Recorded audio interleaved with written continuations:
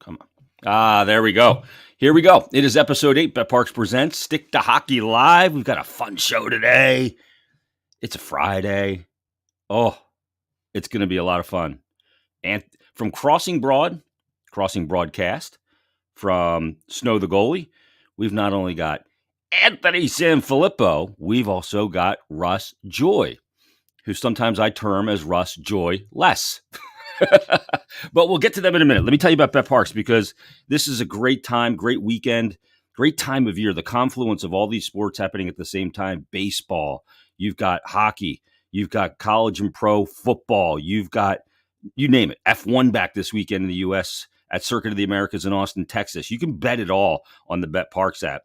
So grab it, download it, easy to use, fast to use, faster to win than ever before. You're going to find that you can bet on everything and anything, from same-game parlays, live in-game betting, player performances, first to score, exact score, rushing yards, touchdown, you name it. It's all there for you. And right now, all BetParks users can use the promo code JASON750. That'll get you a risk-free bet up to $750. Again, for new and existing users. So, and terms and conditions do apply. So download the BetParks app today. You do need to be over 21 and present in Pennsylvania. Gambling problem, call 1-800-GAMBLER. Also, Conquerville Subaru. I've been with Conquerville for decades, since '89 when I bought my first car there, and I bought many cars since. Why? Conquerville cares. It's simple. They do great work in the community. First Subaru Nation Love Promise Dealer Award winner back in 2015. They continue to support 8 years now the Nemours Children's Hospital of Delaware. They've adopted 15 classrooms in Marcus Hook Elementary School, donating $500 for the teachers to buy classroom supplies. Plus, they continue the donation of thousands of coats for La Comunidad Hispania in Kennett Square. They've done that for a decade as well. It's a great time to visit the beautiful showroom on Route 202. Check out the inventory, pre-owned inventory, and a list of incoming Subaru vehicles.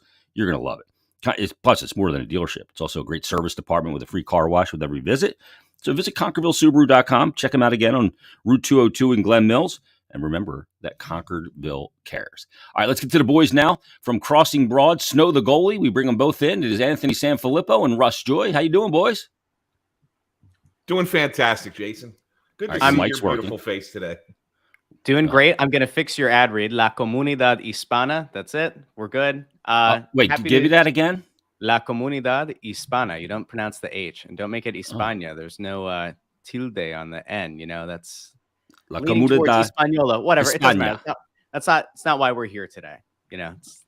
All right. I like that. Okay. I needed a little Spanish brusher. The only Spanish I remember is from my honeymoon back in, God, what was it? 2005. I couldn't remember the year. Around this time of year, actually, we were trying to come back. I was stuck in Hurricane Wilma. And the only Spanish I remember from the trip is asking the people from the hotel when we were at the shelter, La comida esta noche? Like, are we going to have food tonight? Because they ran out of food. We were supposed to be there a day. 52 people in an elementary school classroom sleeping on pool mats. Sucked. Can't book my honeymoon, boys. You made it. Yeah. Well, you always wonder when you get married, when the shit hits the fan, how's your significant other going to react? I got to find out on the honeymoon. So, did you have buyer's remorse immediately or not? Did she watch the show? No, she was great. Okay, well, there you go. She's like, could be in an episode of Alone or like Survivor, you know. Oh, good show. She's a fire starter. Real quick, Ant, what's it been like covering the Phils? Because fuck, has that been fun? It's been fun. I mean, that's the thing, Jay. I mean, that's why we do this, right? Yeah. I mean, look, I've had a lot of fun covering the Flyers in 20 some years. I mean, we've had some great playoff runs, some really exciting times. It's just been that, you know, the Flyers have been mediocre to poor for a long time, and the Phillies have been pretty bad for a long time. So those are the two sports that I primarily write about. And, you know, so for the last decade, it's been kind of a lot of crap. And so to finally be able to get something that's fun and exciting and gets the fans excited and really generates a lot of conversation and, you know, positive conversation anyway, is good. It's fun. It's good to be down there. I'll be down there again this weekend, heading down today for Game 3. I'll be at all 3 games for the NLCS. I'm really looking forward to it. I think it's going to be a long series, a nail biter, going back to San Diego. But ultimately, I think the Phillies are going to pull this one out and get to the World Series. Oh, the tension in playoff baseball Nothing like it. Oh my God. Somebody gave the me only this. thing close is overtime hockey in playoffs. Yeah. Yeah. It's really the only thing that's close to it. Yes. Everything is so consequential. Somebody used this parallel for baseball playoffs to me the other day. I'm trying to remember what it was. It was watching playoff baseball I forget what it is. I'll dig it up. But I want to ask you guys both this real quick, because that Phillies team, Russ, is like, they're really likable. Harper came in. I thought he was a D-bag when he was in Washington. I'll be honest. Okay. He came here, he embraced it. I'm like, okay, is this genuine? He's proven it to be genuine, because it's been over time now, and really ingratiated himself into this community on so many levels. And then you got guys like Brandon Marsh. I mean, you've got so many likable guys. Wheeler's a great pitcher, but a likable guy. And there's a lot of them on this team. Is that just because they're good and they're likable, or are they just likable, period? And the benefactor is that they're good. Well, it's kind of like a secondary discovery if you're a fan, right? Because so many baseball fans, I think, had been turned off to the team, and you saw it throughout the summer that the attendance wasn't that great. And usually the response was, they got to prove it. I don't want to, open myself up to getting hurt again. And so I think it's just kind of a confluence of a bunch of events. But like, one of them is you just have a group that seems to play for one another. They play hard for one another. You're getting contributions from up and down the lineup. And these guys are quirky and kind of weird and fun. And it doesn't hurt that, you got to see a little bit of the behind the scenes.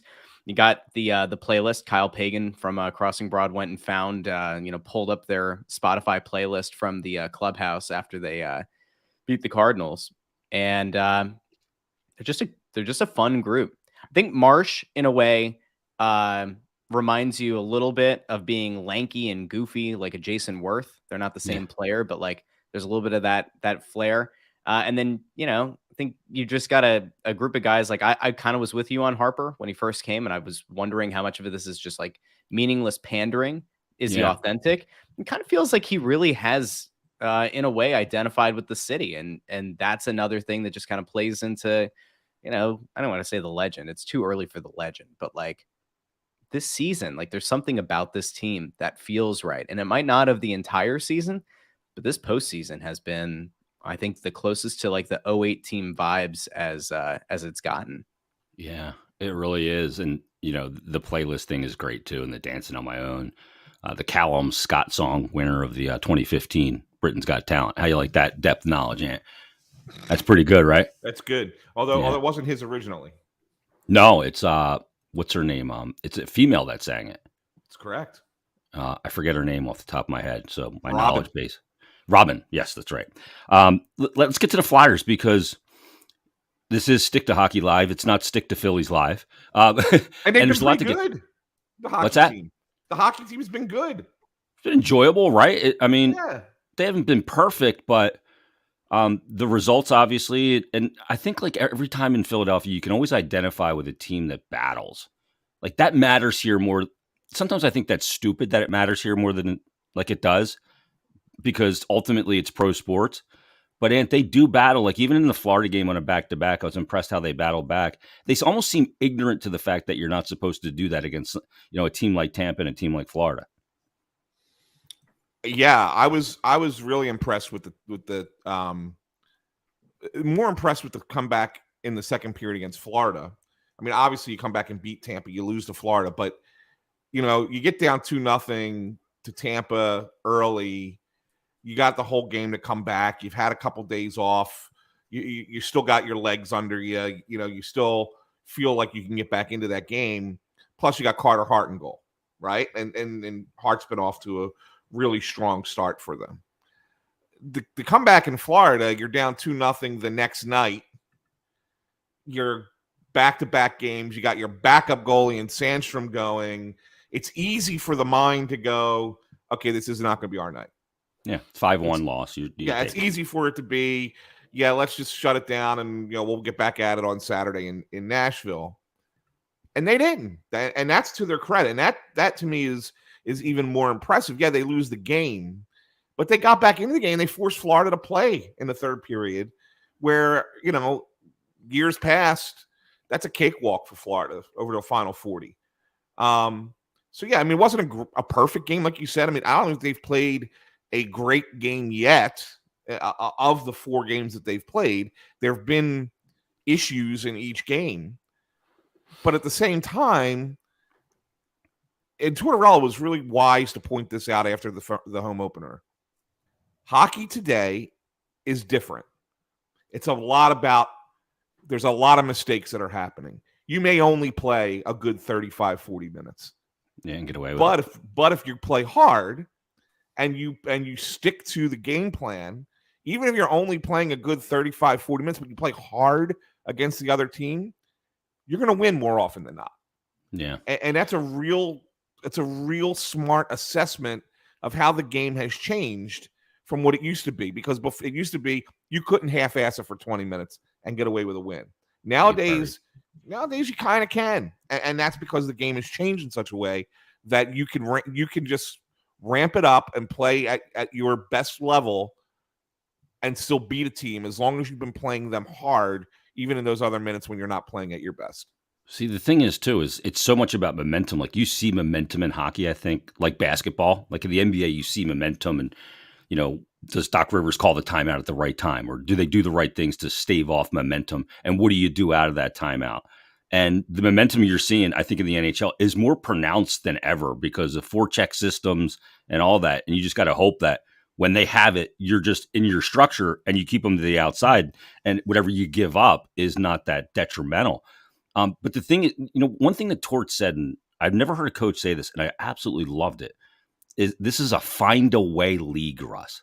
Find a way to get a win. It doesn't matter. They've gotten these wins, I think, because of individual performances and much better structure, especially in the neutral and D zone.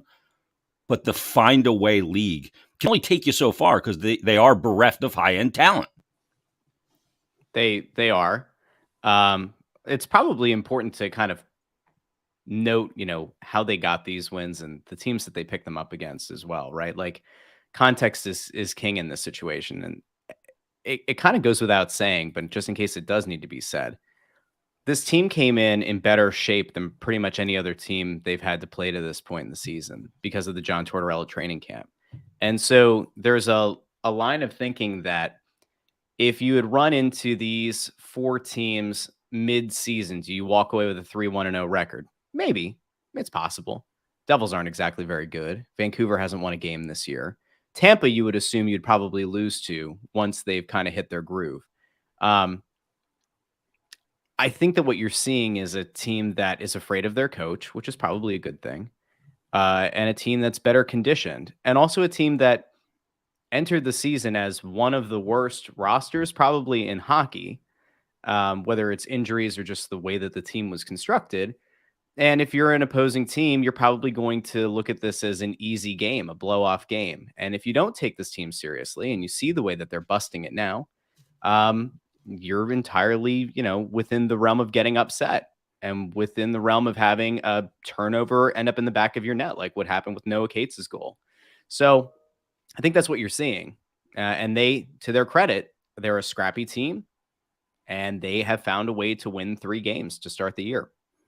The thing is Torts actually backed off on a lot of his conditioning stuff too, because the team was so nicked up. And he said that when he met with us one night before one of the games, I had to back off because I just didn't want more guys to get taxed and then possibly get nicked up, because at this point I can't even field my dress rehearsal squad for that final preseason game. So, I mean, guys came in really good condition as well. And I think I agree with you, Russ. The thing is, it's human nature, like to say, well, every NHL team, they're pros, they take on the opposite. Bullshit.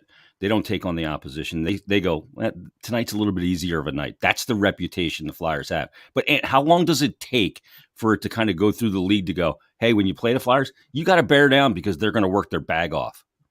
I think once you get, I think you got to go about, 10, 12 games into the season, really kind of get the sense that, because I think a lot of teams look at those first 10, 12 games almost like an extended preseason in a lot of ways. Like they're still trying to get their bodies into the right shape for the long haul. And I think after that, I think that then they're feeling like, okay, we're in real season mode now, and you're going up against, or we should dominate the Flyers. You go out there, and the Flyers play you hard, and they hit, and they make it a tough game, and you're a little sore after playing them, even if you win the game, and then that's when it's going to start spreading around. Like, yeah, this team's not as much of a pushover as you think they're going to be. So I really think it takes about that long, and that's another 2 weeks. And that's okay. I mean, Flyers can take advantage of it in the short term if they have the opportunity. Will they? I don't know. I still look at the roster and I compare them against some of the better teams that they're going to be playing here coming up. I mean, I know Nashville's not necessarily one of them, and San Jose was off to a terrible start. Although, man, they beat the Rangers. I can't believe that. Yeah. But OT. you look coming up, and you got the Carolina, and you got Dallas. And you got some tough teams coming in. Rangers, the Rangers. New York and Toronto and Ottawa. Yeah, all three of them on that trip, right? St. Louis, And so you start to wonder, how much can they do this on a night in, night out basis and still come out ahead against all those teams who are, on paper, not just a little bit better than the Flyers, a lot better than the Flyers. And that's where I say, I don't know if they can, but that's not a bad thing. They can do this, Jay. They can play those games, maybe not win them, or maybe win just a few, but lose a bunch. But if they play the right way and play hard, I think that there's still a benefit for this team moving forward. Yeah, because that's a mentality. I had to pop Russ off real quick to just run off for a second. We'll bring him back in just a second, and we'll get to the business. I know a lot of people are hanging on for us to debate his tweet from the other day that I lambasted him on, and then he responded on Snow the goalie. Yeah, I agree. Like, having that work ethic and standard and culture, like those are fun words, right? Yeah. We write about them, we talk about them, but they don't mean shit unless they're religion. And that's one thing about Torts, that it's not just a word. It's not just a catchphrase. And it's not when he feels like enforcing accountability or enforcing, all the culture and standard and all that stuff. And that's all the time with him. Real quick, before we get to Russ's tweet, and what did you think, when Torts came, we had this impression of him from afar. And I found him to be, he hasn't gone to DEFCON 5 just yet. He hasn't gone, get me Sack on the line, take me down to DEFCON. He hasn't gone there yet. Right. He hasn't had to. But away from press conferences and everything else, I have found a very chill, mellow dude, and I was surprised. Intense, but chill. Yeah. And that's a good thing. But it's his normal, like what we're expecting, like the big, angry Torts, the blow up Torts, that guy. It's coming out in honesty instead right now. Like he will tell you if a player is not playing well. He will tell you if he needs to see more out of a guy. Like he has no problem saying that publicly. And I think that is his way of, for now, that is his way of, being Torts without being, over the top, yelling and screaming at everybody, the DEFCON 5 guy that you're talking about. I think we're going to get to DEFCON 5 at some point. It's just a matter of time. I mean, he's a leopard doesn't change its spots, right? I mean, he's going to be that guy. But at the same time, I appreciate what he's doing. And I think that everything is calculated. Like we talked about this on Snow the goalie. How calculated is it that Scott Lawton is this guy that comes out wearing the A and nobody else? Yeah. What is that? What message is that sending Kevin Hayes? What message is that sending Provorov, who wore A's here last year? Like, what message is that sending? He said yesterday on the radio that he's not going to name a captain all year. And that's fine. He doesn't have to. Good. He doesn't have to. But the point is what does it say to guys who assume they're part of the leadership group that they can't also wear a letter on the ice? And that Lotz is the only one with a letter. Yes. Makes him look like the teacher's pet a little bit, doesn't it? Well, it may be, but you know what, though? We talked a little bit about this last year, about how I mean, Couturier's probably the guy, but if you really wanted to go with a more heart and soul kind of player, then Lawton would be the player that you would go with. Yeah. So I mean, you and I think, talked about it at press box 100 times last year. Yeah, I mean, it's not a crazy thing to think of Lawton as a potential captain. So I like that Tortorella's doing this, and I like that he's sending messages this way. He does it through the media. He does it subtly, and what he's doing right now, he's pushing the right buttons. He's coaching the team the right way. But do I think it's going to last like this the whole season? No, he's going to have one of his blow-ups at some point. Yeah, that's my thing. Just enjoy kind of this time because misery is going to happen in any NHL season, and when you're devoid of that high end talent, it's the law of averages. It's going to happen. It's just a matter of when. Which brings us to Russ's tweet, which I melted down on the other day on the show with Anthony DeMarco. All these damn Anthonys. And Russ, I will tell you that the biggest issue I have with the tweet. So I'll read it real quick. This was at 9:43 on October 18th. So what was October 18th? 3 days ago, Tuesday, right? Sure was.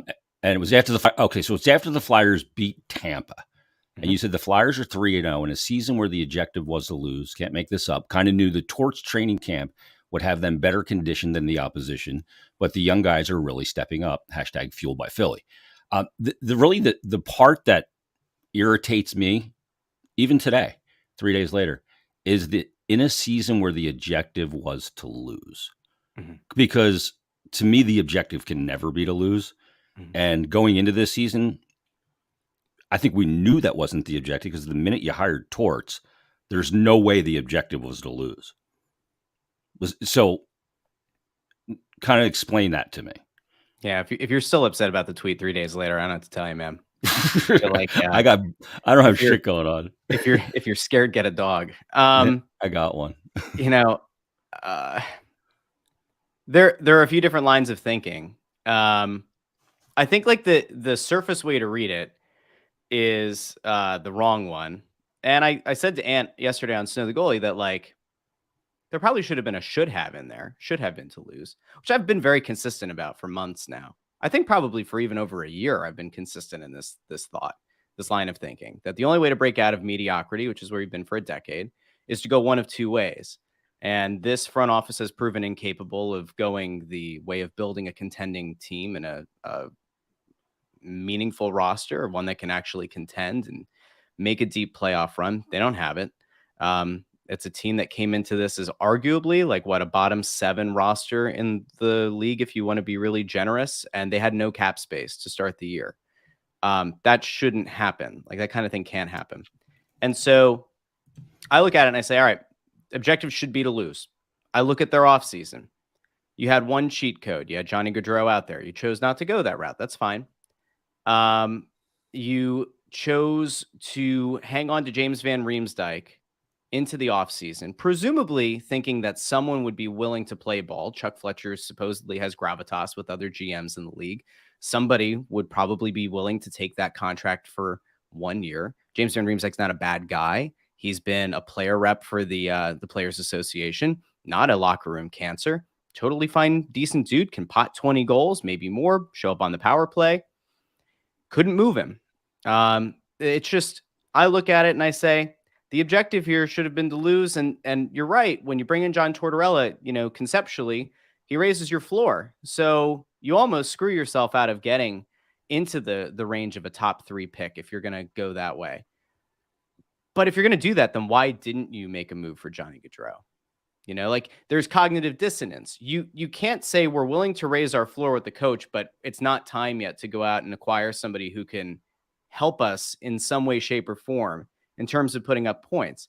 And the surface level way that I think a lot of people tried to read that tweet was, oh, Russ thinks these guys should go out and intentionally lose. Like John Tortorella should go out and tell these guys, hey guys, we're up 2-1 in the third period. Somebody turn it over, the puck in the net.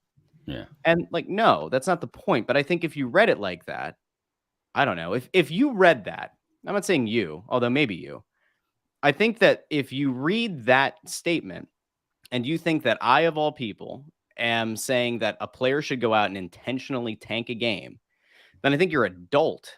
You said some very colorful language on your show. Oh, I tend to. I think that there is no way to say that the objective this year was to win, because you didn't field a team that can win over an 82-game season. And so if you don't field a competitive team, one that relative to the rest of the league is a team that can contend in some meaningful way, if you don't do that, then your objective is not to win. Your objective might be to do a fact-finding mission for a season, but it's not to win. It's not to make the playoffs. It's not to try to contend for a Stanley Cup, because you didn't put your team in position to do that. As a front office, the coach is going to go out and try to lead the guys to wins. Those guys are going to go out and bust their asses to try to win. But the objective can't be to win this year. It just can't be. Would their actions, though, be more indicative of what their true intention is by not signing Gaudreau, by not trading for DeBrincat and those things? Go ahead. Let me answer that, because I don't know what their intentions are, Jason. I've been firm with this all summer long. I like you sometimes feel that Russ's takes are a little bit on the hotter side. But in this one, I don't necessarily disagree with him. Yes, he could have worded it maybe slightly differently, but I knew what he was saying, because the team objective, not the players, not the coach, but the team objective, organizationally, yep. We didn't know what we really didn't know what their objective was, because it changed so many times. Yeah. They went from, we're going to hire a coach like Tortorella, that tells me that you want to win right away, to we're going to do an aggressive retool, that tells me you want to win right away. You do. That was in January, though. Like, we got to let that go at some point. But the point is that because he had multiple opportunities. This is where I go nuts, because Chuck Fletcher had multiple opportunities from January on, and as things changed in real time, to walk that back definitively and to say, things changed. We intended on doing an aggressive retool. Right. We were unable to move contracts. We were unable to do X, Y, Z. And because of that, we've had to recalibrate. And that's where I get pissed off, because it was dishonest and disingenuous to the fan base. And now go ahead, Amp. But like that, I agree with that. I can't let that go, because the guy in charge of hockey ops refuses to take any responsibility and refuses to acknowledge that maybe he didn't do a great job, or maybe things changed. But you've got to be forthright with your fan base. Otherwise, I don't know what we're doing here. I think Chuck's also trying to play both sides of this, even up through training camp, Jay. I mean, he sits there in camp and he wants to remind us that, hey, we're going to have a really young team. We're going to have all these young guys playing. So exciting, whatever. Yeah, the whole thing. Exciting, but at the same time, which is exciting for us as we look forward to the future of the franchise. But at the same time, he says, we're going out there to look forward to prove everybody wrong. Well, what is it? Well, you got to say that, though. I mean, no, you don't. Well, but you got to one or the other, though. Cannot. Yeah, it's you do. One or the, and that's where I think that, no, wait, hold on, pause. That's a player mentality. Like, you got to stand as a GM. You got to stand behind your players. You got to stand behind them and say, hey, they want them to go out there and prove people wrong.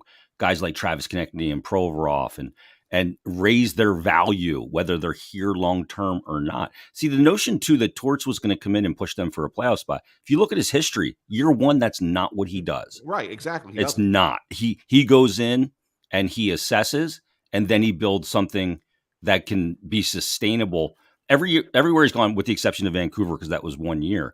In year one of his full season, he did not make the playoffs. And then beyond that, he had a minimum of 4 straight years in the playoffs at every location. With an arc, obviously in Tampa in year 3, I guess technically year 4, because he came in as a midseason replacement, he won a cup. In New York, he got to a conference final. I think it was in year 3.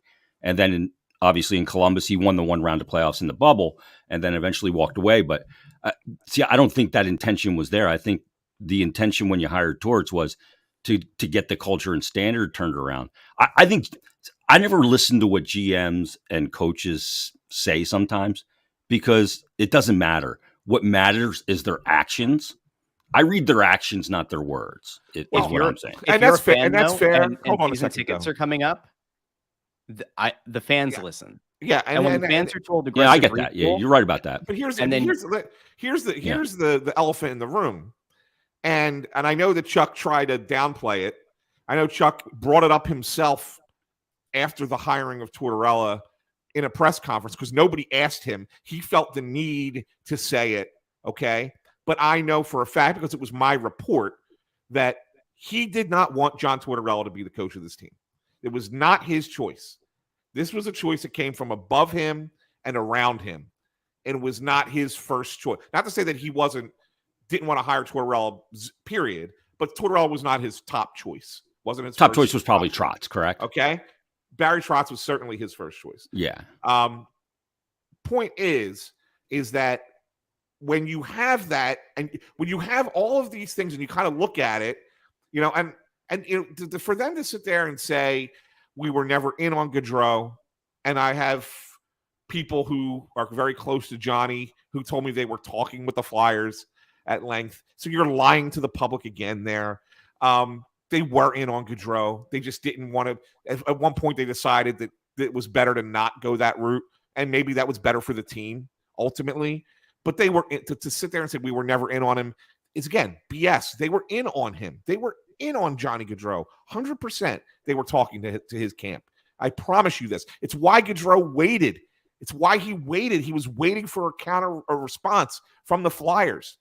He didn't sign in Columbus till about 5 o'clock that night. Yes. Yeah. It's why he waited. So, I get a sense that our GM is very disingenuous with the media, and in turns is disingenuous with the fan base. And so therefore we don't know what we're supposed to believe from him as what the direction of the team is, or what our goals are, or what our objectives are. So in essence, we have to kind of create our own. And I think Russ kind of looks at it and says, let's look at this roster on paper.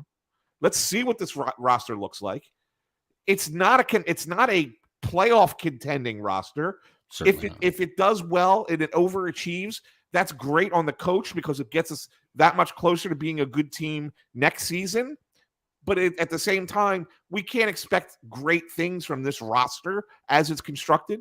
So, and we're about to enter a draft with at least 2, maybe 3 generational talents at the top of it. So maybe the objective is to try not to be a playoff team and see if we can land one of those guys to help further. Because look, they're very high on Cutter Gauthier, right? We think that he's going to be – Boston College is playing him as their top-line center, and he was being scouted by most people as a winger, freshman. And the Flyers were smart enough to say, hey, what about if this kid is a center, right? So there's a lot to like there, and there's a lot to like with some of the drafts. Chuck and his team have done a nice job, I think, in the drafts. There's a lot of good young players getting ready to come into this organization. There's NHL guys that'll play in the NHL, but there's no bona fide difference. Maybe Gauthier is. Gauthier could a guy you can throw over the boards that the other team goes, oh shit, he's on the ice. Right, like exactly. You need those guys. But if you have the opportunity to get one of those guys in the draft, and then you have a kid like Gauthier coming who could be like a really good second banana, and then you start clearing out some of these contracts, and the team has at least shown some signs of moving forward under this coach. Well, guess what? Then your rebuild is a quick rebuild, which is it got a shot of adrenaline. Right. It's far more what I prefer. Let's do it in 2 to 3 seasons as opposed to the long range, tear it all down, blow it all up, and take 8 years before you're good again. That. So this is my way of rebuilding. And if it works, credit to them. But come out and say that's what you're doing. That's what I have. That's my biggest beef. The mixed messaging is your biggest issue. And there has been very mixed messaging. And I think that's what Russ is kind of going. It's like, so if I don't have a message I can trust, I need to create my own. And in that sense, I'd rather they not be a mediocre team this year. I'd rather they be toward the bottom so that they have a chance to get one of those generational players and expedite this rebuild. Yeah. Russ, where you and I agree, and I listened to Snow the Goalie yesterday. I actually watched it on your YouTube channel, by the way. So check that out. You and I agree. Like, do I want Connor Bedard? Oh my God. Yeah. Anybody should. Yeah. Oh God, he's incredible. Connor Bedard makes me and you more money, frankly, because the minute you drafted a player like that, the team jumps to a different level. Do you got to run Ant? Yeah, I do. Okay, he's got to go cover the Phillies, so we'll let you go. We'll keep Russ. Russ, you good? This guy. You're losing your buffer. I actually have something I have to do for my other job before I go cover the Phillies. But the thing is with the Phillies, now that Major League Baseball is running things, they've make it that much harder to get into the damn building. Oh yeah. The Phillies were like, yeah, no problem. Just typical last round, normal process. walk in your normal media entrance, go in, get your credential, go league upstairs. takes over, Everything's fine. DNA sample. It's unbelievable. Yep. The back and forth. You park on one side of the building, you got to walk all the way around to the other side to get your credential and proof of everything, and then you got to go back, and then they're going to scan everything. It's going to take 2 hours just to get into the building today. Oh my God! Well, it's a nightmare. Go enjoy it though. It'll be a wild atmosphere. It'll be a lot of fun. I appreciate it. All right, we'll let Ant go. And Russ, you good for a bit? I am great. You got nothing but time? I've got an ever-growing list of things to write and edit, but I am here for you. Okay, we'll just take a few more minutes. But where you and I, like, I want a Bedard. I want to be in that position. You know, the lottery is such a crapshoot because of the reform and the odds and everything like that. Finishing last doesn't really mean much. I mean, go back to 2017, right? Colorado is the worst team in the league by 40 standings points, and they end up drafting 4th. And at the time, they were furious. Like, what else do we have to do? First of all, how'd they finish that bad with McKinnon and Landeskog and everything they had? They draft 4th, and boom, they get Makar. What? Just a stroke of genius, and they're off and running. But, you know, like, I think when it's all said and done this season, I mean, we're only, 4 games in, you know, things are going to balance out. My point is, I think you got to enjoy when things are going well, because if them winning makes you miserable in a season where there's going to be a lot of losing, you're going to tie yourself in mental knots and go crazy. I guess. I don't know. Not you, I guess. I don't sit down and like watch a Flyers game and actively root for them to lose. It's not my DNA. Like, I don't know who could do that, but from a macro level, you at some point have to kind of sit back and say, what's the best thing for this team? And what's the best thing for my fandom? And it should be to break out of the perpetual cycle of, you know, hockey purgatory. Big picture, long term is what you're talking about. Yeah, you have to zoom out for a second. You know, like if you go into everything at the most micro level, like if you're living and dying with every line change, I mean, you're gonna lose your mind.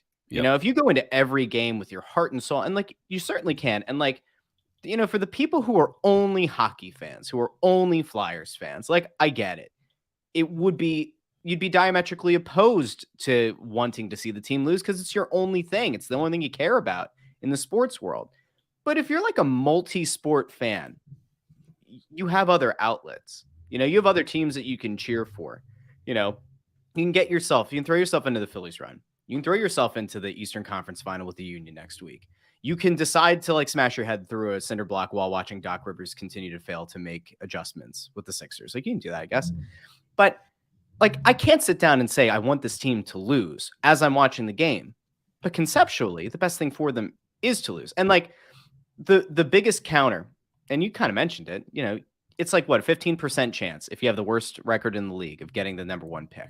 And so like the nonsense that I see is, well, even if you have the worst record, you only have a 15% chance. Okay, that's true. But conceptually, if your idea is to try to get one of these top 2 or 3 guys in the draft, you have to do something to put yourself in position for that. You can't just say, well, you know what, I want to go out and watch, you know, Morgan Frost take that next step. And if that means that the Flyers finish with the 8th worst record instead of the 5th worst record, it was worth it. Like, I don't agree with that. I think that's kind of silly. But, you know, if you look at it, and what I said yesterday on Snow the Goalie with Ant was, look, if this team overachieves in a big way, and I mean like a big way, where they're a quasi-bubble playoff team, and they overachieved in a way that is sustainable over time. You watch Morgan Frost take the next step. You watch Wade Allison take the next step. Hopefully Joel Farabee gets healthy. I don't think he's right now. No, he's fighting the puck. You know, if he continues, you know, he takes some time maybe, and then comes back and gets off to the right step. And you get a bunch of these young guys playing the right way. If they all overachieve together, then that is the best outcome, because that would indicate that perhaps those guys have something in them that we didn't see. And if it's sustainable for a period of time, it's not an anomaly, then by all means, like, that's the best thing for the franchise going forward. I just don't think that that's where they're at. Now, if we get 40, 50 games into the season and I'm very wrong, like, I will gladly eat crow about it. Like, I will. But I don't foresee it.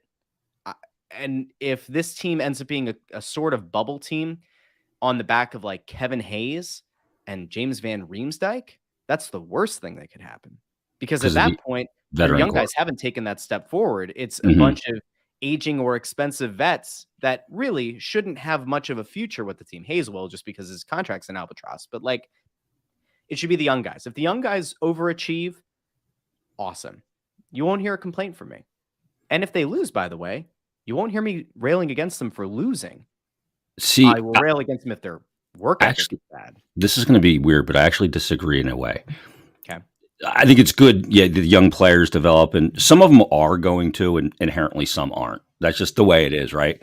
And it would be great, but I no matter what, even if those young players develop, they're still not high end, top line threat to score on individual effort at any time. You still won't have that. It'll be good because we've rounded out our roster, but you're still missing the crown jewel of the face you can put on the marquee. I mean, I think it's important for guys like Konechny and Provorov to really get the arc of their NHL mid-career development going in the right direction. Konechny's off to a great start. I think Provorov is too. But where does that go long term? I mean, like I'm totally with you on the end game, and we'll see where the lottery balls fall and all that stuff. And I still think that they'll be in a position. I haven't changed my expectation based on these 4 games in any way, shape, or form. Have you changed your expectation for the entire 82 based on this? I mean, to me, it's just a start that happened. There's a lot of factors that go into it. A team that is trying to prove people wrong, a team that is well conditioned, is well coached, and seems to have better structure. And look, a lot of it's on the back of the goaltender too. Although I did a breakdown today on Flyers Daily. It's odd. Carter in his first 10 games of seasons, generally speaking, hasn't had a start like this. Has had one other really good start, but save percentage hasn't really kind of been an indicating factor on team success, which is odd. But I was kind of shocked by that. But overall, I think everything kind of settles where it's going to settle because 82, like a baseball season, you are what you are because there's a lot of sample size. Like we tend to look at this, Russ, a lot of times like an Eagles team, 16 games back in the day, right? And you live and die by each one. You just can't attack an 82 game season with that mentality because you'll spin yourself in knots. Yeah. I mean, if you go down to a game, cheer for the team to win. Enjoy yourself. Have fun. You want to be entertained. I mean, that's what this is. You should. I mean, if you decide to go down and spend money on this team, I mean, you can certainly do that. I wouldn't, but like you could. And if you do, like, I hope that the team wins. Like, I hope you have a great time. But, at some point you have to be willing to suffer a little bit as a fan if it means that the team is going to be better. And if you were to get a Bedard, it fundamentally alters the future of your team.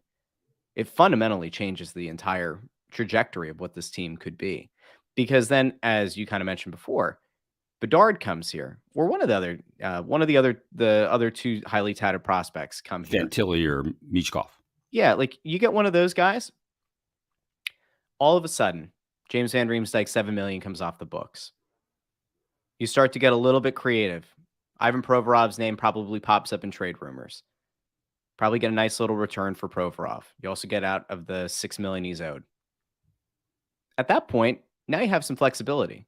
My problem is, I still cannot understand why the GM is in place, and I still, under no circumstances, would give him another trade deadline in another offseason. But for whatever reason, this organization seems content with him pulling the strings. He has done nothing, and I mean nothing, to inspire hope for what he can do as a leader of a team, as a constructor of a team. I genuinely do not understand what the organization sees in him. If you end up in a situation where you get to draft anywhere near the top of the lottery, I would certainly hope that you would make a wholesale change in the front office and allow a new voice, a new vision to lead this team into the next era of what Flyers hockey is going to be. Because otherwise, it's really hard to go into an offseason expecting anything of significance to happen. Just where I'm at.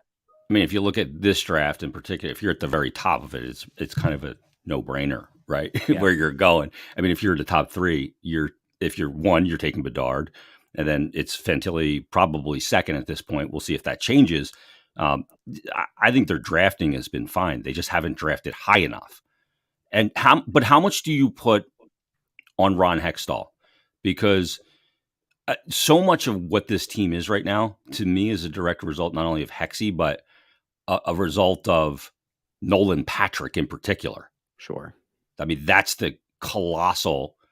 I mean, like all tentacles lead to Nolan Patrick. Kevin Hayes is here because Nolan Patrick couldn't answer the bell. They knew he was out for that season. And, that's a big, big factor. It is. I put a decent chunk of putting too much stock into specific players as being game changers or of being core pieces of the team on Ron Hextall. But I would argue that the longer term damage that's been done has been done under Chuck Fletcher, who continues to hand out no movement clauses, modified no movement clauses to players that don't either deserve it or haven't ceded at least some AAV in exchange. I think Travis Sanheim's a nice player. I think 8 years is absurd. Once the cap goes up, it's going to be a decent deal. I don't think it's a bad deal. I like Travis Sanheim as a player. But like the Nick Delorier signing, silly. Too much term. And also a no movement clause. Like that makes it's funny because when you hear, and it even happened on opening night, you heard, well, there aren't a lot of players like Nick Delorier in this league. Well, there's a reason for that. And just the idea that like there was a market for Nick Delorier and that's why you had to give him a no movement clause is silly at best. Well, I will tell you that the reason why Nick Delorier is here is not because of the GM. Okay. It's the coach. The coach wanted him. I'm shocked that when I saw 4 years, Russ, and a modified no move, I was like, huh? Why? Because it's insane. A very difficult contract to then move at a deadline. He's a player that teams would like for the old sandpaper in the playoffs. But at 4 years, that's not in the cards. That again is where you come back to like, what is this team? This is like the lack of vision thing, right? Because that's a piece that maybe you add to a playoff roster, right? To one that expects to make a playoff run. Yeah, Torch is really bullish on him. That's a head coach move right there. Yeah, this is a guy I need. Go get him. It's just you see the number of contracts that have been given out. You see the length. You see the term. I just don't get it. That's where I'm at. And the cap. He has fundamentally put the team in cap hell. Yeah. So even if this organization were to move on from him, like say over the next 30 games, the wheels fall off and Spectacor believes that this is finally the moment that they can make a change, which would probably just be to internally promote Danny Briere. Let's hope he's ready. If they did that, the next guy who comes in is going to have to really work some magic, is really going to have to pull on some favors, right? Is going to hopefully have some gravitas, like meaningful gravitas with their colleagues to get themselves out of some of these deals. That's the part that scares me. Hextall was a buffoon to some extent. Wasn't as good of a drafter as maybe people thought he was at the time. Perhaps put too much stock into the Ivan Provorovs and Travis Konechny's of the world. But he didn't put the team, to my knowledge, unless I'm missing something, into like a 6-year cap hell. Did sign JVR, which is about to come off the books. Yeah. Who, by the way, like, even though he is not a top end player, again, can still net you 20 goals, has value probably to a playoff team, potentially, as somebody who could score lower in the lineup. Helps a power play for sure. Yeah. So, the last thing, I look at it and the perception when a team has had the past 2 years like they've had, miserable, just fucking miserable seasons, right? And we keep seeing contracts being handed out. That's from an optics standpoint. You go, wait a minute, why are you tying guys up when you've had miserable seasons? Yeah, that, and I agree with you. That's an optics thing that, like, you can look at each individual deal and feel the way you feel about it. Like Farabee made sense. He's coming off an ELC. Carter Hart made sense coming off an ELC. All those things. But you Couturier see Sanheim going. Couturier at the AAV in a vacuum made sense, except you look at the miles, the wear and tear, the lack of tread left on the tire kind of thing, right? Like he came into the league super young. Like Yeah, 18. Just basic logic would probably tell you that like the term on that one's going to be really brutal, and that you would hope you can get through the first half of that deal with him being able to, be held together with more than paper clips and tape, and so a lot of The these term has moves, been like the ultimate thing players want now, more than yeah. anything. They'll drop the But AAV just for term. And here's the thing, though. If term is the thing that players want, and you're willing to give term, like use Sanheim as an example, that AAV in a vacuum, if it were a 4 or 5 year deal, would be totally fine. But over 8 years, even if we say the cap's going to go up, there should have been a concession. Like, I think a good GM probably works out whether it's a bloated second half of the deal when the cap is expected to go up, but give themselves $1.5 million wiggle room over the next 2 to 3 years while we wait for that cap to expand. Like, there needs to be a concession. More on the other foresight side. is what you're saying. Yeah. Do you say foresight? Yeah. Yeah, that's one thing Chuck Fletcher doesn't have. So I just come back to it. It's just like, I hate to drone on about it, but like, what has he done to instill confidence in a fan base? Yeah. Like what's especially coming off the last couple of years ago, you're re-signing guys that went through that. So why not make change? Not change for the sake of change, but if you build a championship team in any sport, your general manager has to be elite at least one facet of their job: drafting, free agency, trades. Howie Roseman, historically not a great drafter, better of late. Historically wasn't great, would win every trade he made. You cannot have a GM in place who is mediocre at best in multiple of those facets. Chuck Fletcher does not win trades. His drafting maybe is okay, though probably a wasted second round pick. Free agency, not ideal. I think that at some point the team just kind of has to say, you know what, even if you like the guy, it's probably best to move separate ways, because there is, unfortunately for him, a bit of a black cloud that looms overhead. He's been here and overseen multiple years of bad teams and given out some questionable contracts. Yeah, like you look at the Ristolainen deal up against the deadline. They extend him. I like Ristolainen. I think he's got value. I know the analytics community hates him, but I think he does provide something, even though he hasn't played this year. But to me, I probably would have moved him at the deadline and recouped something. You can always sign him in the offseason. Like, there's no rule against signing him again in the offseason. The only one I would not have moved at a deadline would have been Lawton, because the cost per replacement for what he brings on and off the ice, I think was I think you got a deal for what you get in total package with him. Yeah, I mean, we had Fletcher on Snow the Goalie a year and a half ago, whenever it was that he signed Lawton. And his rationale, this is one that I give him that was solid. The rationale was not re-signing Scott Lawton meant that we were either going to have to use draft capital in a trade to acquire another guy who's like Scott Lawton, or go out in free agency and probably spend more money on another guy who is like Scott Lawton. I have no problem with it. Scott Lawton is a good player. He's a good locker room guy. He's respected. He's scrappy. I like him. I like him as a player. I think he's a good player. I think he's totally fine if you want to strap put the C on him next season. No issues. But it almost feels like that's the anomaly, right? Like, when you can just point to one move and the rest you just go, man, I don't know. I don't know what we're doing here. I don't know what the vision was. That's the problem. Is it feels like a perpetual state of self-preservation. And you cannot build a championship contender when your GM is in a constant state of self-preservation. It just doesn't work. It never will. Yeah, I see some of the other, like a Bill Zito or Kent Hughes in Montreal, and it's interesting because they come from an agent background, how they do things with, Zito obviously took over a different situation down there, but in Florida, but in Montreal, I'll be interested to see how Kent Hughes handles that situation up there. I think the agent thing, is something that you could see happening more and more, because nobody knows the market better than agents. They don't. Yeah. So I think that's a huge asset in, roster construction. So, Russ, this was fun. Thanks for doing this, man. I really appreciate it. I land-basted you the other day. You came on and we discussed it. And I think even though we don't agree on all elements, and I still hate that wording of where the objective was to lose. And had you put should have in there, okay. I probably wouldn't have freaked out, but you know me, I'm an emotional prick.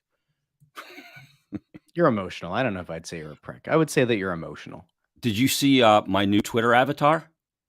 The gnome. I loved it. Yes.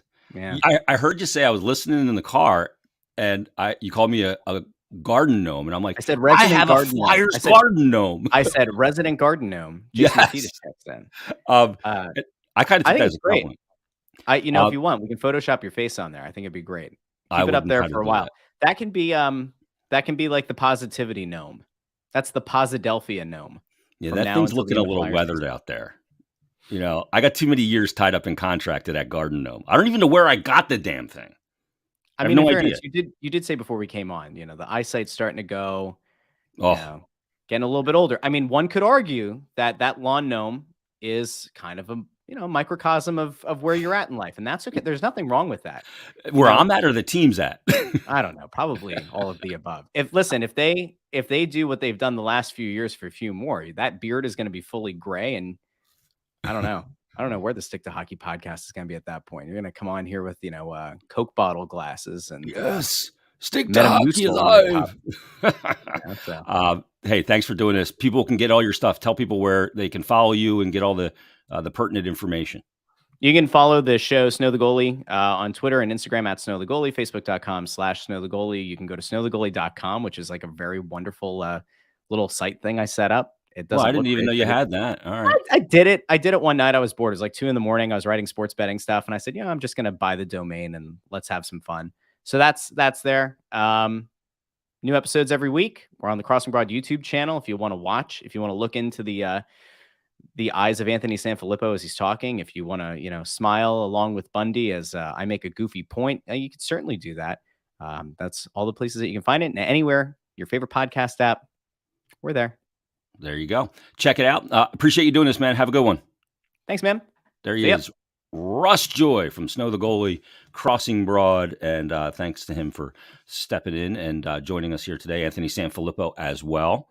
I still don't like the tweet. I just, in a season where the objective was to lose, it's just such a fundamental thing where an objective can never be to lose. That's a hard nut for me to crack. Because I think whenever you plug that scoreboard in, the objective is never to lose. Because if that's the objective, the organizational objective to lose, you're telling your players that it's okay to lose. And I just don't like that.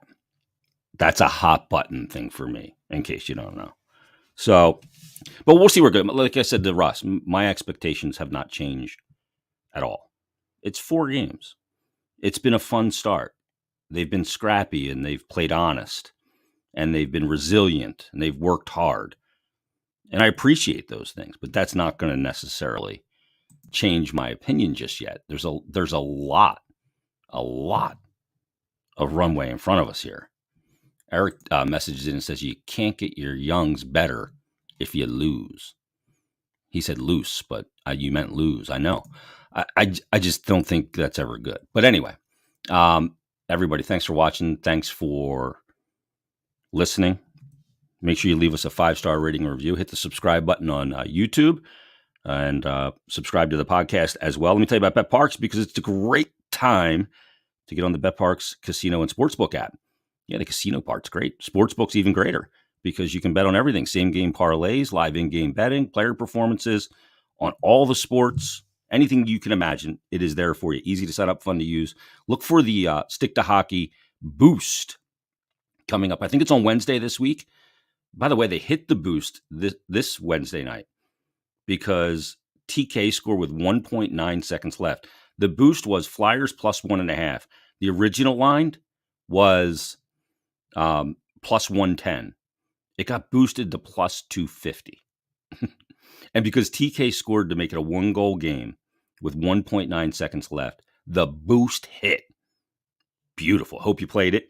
If not, look for the boost this week and get on the BetParks app and download it. You do need to be present in Pennsylvania or New Jersey. You need to be over 21. Gambling problem, call 1-800-GAMBLER. And thanks to Conquerville Subaru. Great weekend to jump down to the dealership. Check out the great inventory of certified used vehicles and a list of incoming Subaru models. down at Route 202 in Glen Mills, the beautiful Conquerville Subaru dealership. Great work in the community. As Russ pointed out, La Comunidad España in Kennett Square is where they donate the coat. So I got a little lesson in Spanish on the program as well. Again, visit ConquervilleSubaru.com and check out the showroom on Route 202 in Glen Mills. Remember, Conquerville cares. Joey B, one last message. This great show. Enjoy your weekend, Jason. That's the message for you as well. Everybody, enjoy the weekend. Back-to-back Flyers games. Saturday night, they'll be in Nashville, 8 o'clock down there to take on the Preds. And then Sunday, they'll return home to take on the San Jose Sharks at Wells Fargo Center. So be plenty to talk about Monday with Anthony DeMarco. We have Anthony DeMarco on Monday, and then Wednesday next week, put a little note in your phone, our good buddy, Kevin Woodley from In Goal Magazine, the goalie guru, the goalie whisperer, is going to join us, talk about Carter Hart, talk about goaltending, and Kevin always provides great information. He's been on a bunch of times, and I know people really get a lot out of Kevin coming on. I was texting with him yesterday. So Woody's going to come on coming up on Wednesday. So we'll see who we have next Friday as well. But everybody, thanks for listening. Thanks for watching. Have a great weekend. And we shall talk to you coming up Monday on what will be a brand new edition of Bet Parks Presents Stick to Hockey Live.